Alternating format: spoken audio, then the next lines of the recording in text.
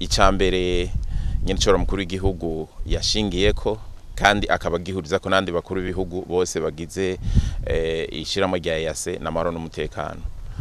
Guhera umunsi igihugu ca Kongo cinjiriye muri EAC biyemeje yuko atagihugu coguma kirimwo abantu b'abagwanyi kitarimwo amahoro.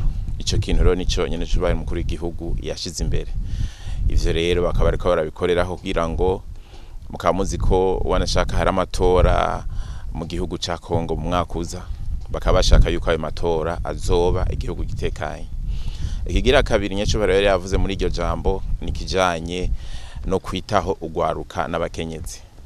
Bakaba rero baganiriye bakavuga ko bagiye gutegura inama idasanzwe y'ugwaruka aho ishobora kubera mu Burundi canke kabera mu kindi gihugu, ariho kugira ngo ugwaruka ruyage na Nyenicubahiro kubijanye n'imigambi ugwaruka gukora kugira ngo ruteze imbere ibihugu rusanzwe rukomokamwo ariko nishira hamwe byose.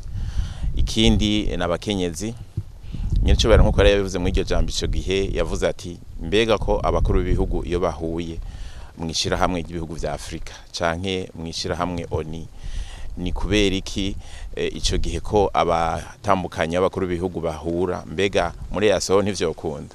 Ico rero bakaba ariko baragikorera kugira ngo nk'imigambi abatambukanyi b'ibikuru b'ibihugu bakorera ko mu bihugu vyabo babikore mwishira hamwe byose. Ikindi bemeranije nuko ururimi rw'igiswahili n'igifaransa ari indimi zibiri zigiye gutangura gukoreshwa mu ishirahamwe rya EAC.